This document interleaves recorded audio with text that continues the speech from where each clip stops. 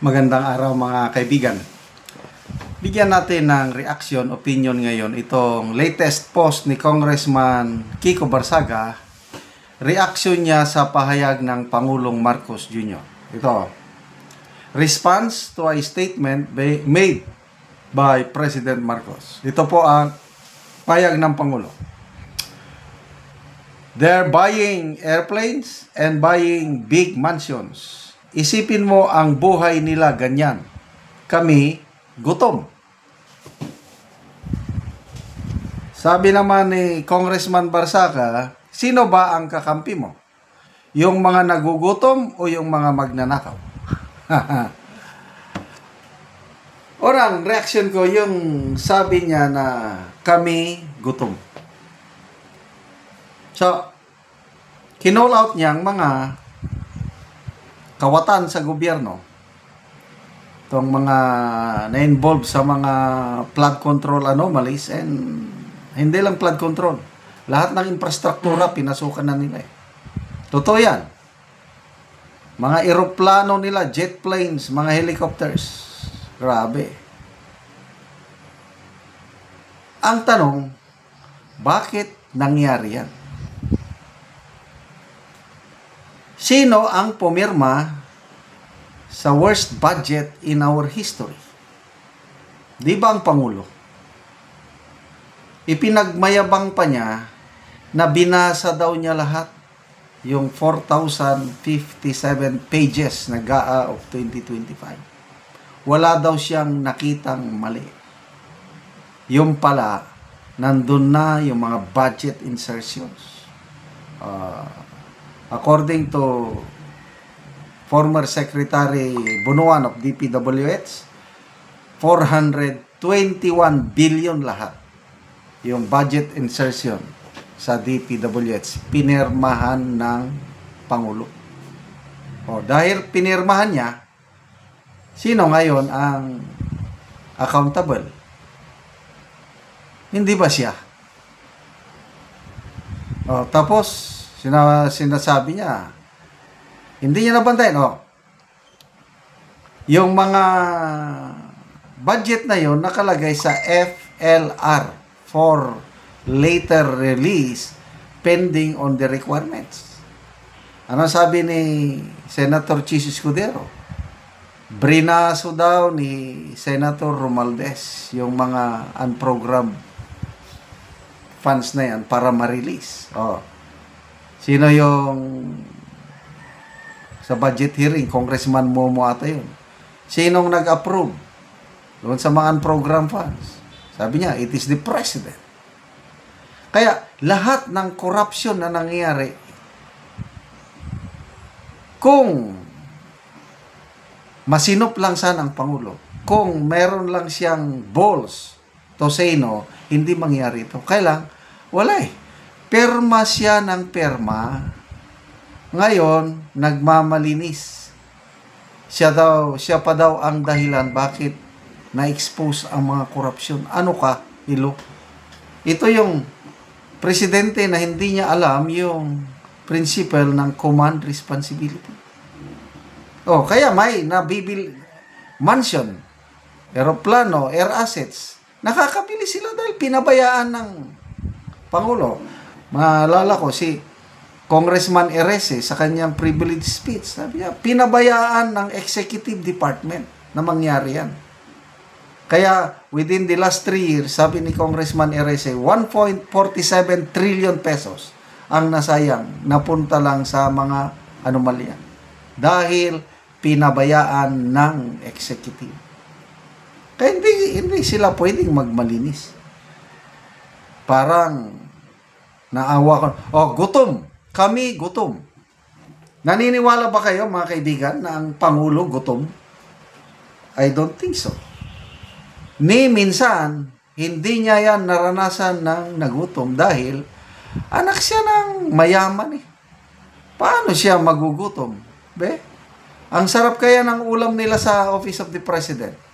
Kailan ba yun? Nung bumulaga sa atin yung order ng Office of the President, Alaskan King Crab.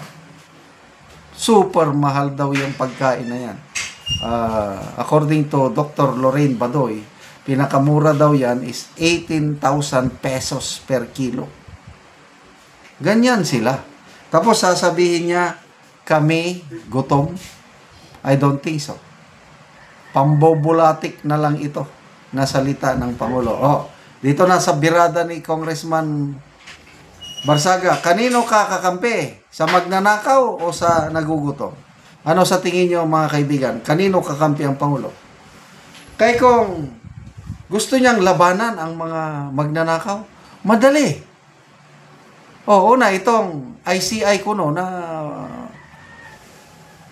sarswela nila palabas. Bakit ayaw niyang pirmahan?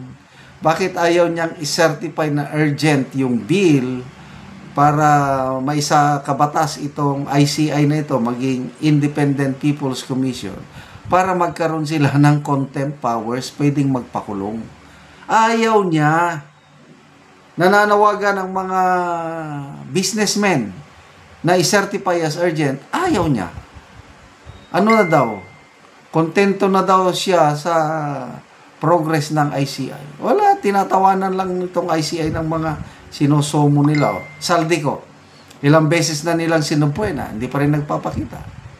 Bakit ayaw nilang i-cancel ang passport ni Saldico? Ang dami nilang dahilan. Bakit daw hindi? Kasabihan nga, kung gusto, maraming paraan. Kung ayaw, maraming dahilan. Kaya puros lang dahilan ng dahilan. Kanino kakampi? Gutom? Sa nagugutom? I don't think so. Kasi, opinion ko lang ito. Ito yung presidente na hindi siya makarelate sa hirap ng taong bayan. Puros lang siya salita. Ang sarap pakinggan pag nagsasalita. Malapit nang matupad ang pangarap ng Pangulo nyo. Ano yung pangarap? Na wala nang magugutom na pamilyang Pilipino. Anong inauguration niya? June 30, 2022. Ang pangarap nyo ay pangarap ko. Anong pangarap niya? Ito, corruption. Trillions of corruption. Ito palang pangarap niya. Magkaiba pala tayo ng pangarap. Kaya, nasa huli talagang pagsisisi. Hindi tayo naniwala kay Tatay Digong natin noon na weak leader yan. At ngayon lang natin nakikita gaano siya kaya hanggang salita lang talaga. Salamat mga kaibigan sa inyong pagsubaybay sa ating channel. Nakakatulong kayo ng malaki sa tribong talandig ng Bukidnon dahil ang income natin sa channel na ito is pantulong po sa tribo. Mamimigay tayo ngayon ng mga libreng yero at pako para makapagpatayo sila ng mas maayos na tahanan. Panoorin nyo ang video na ito. Karon mo na niyang matagaan og yero.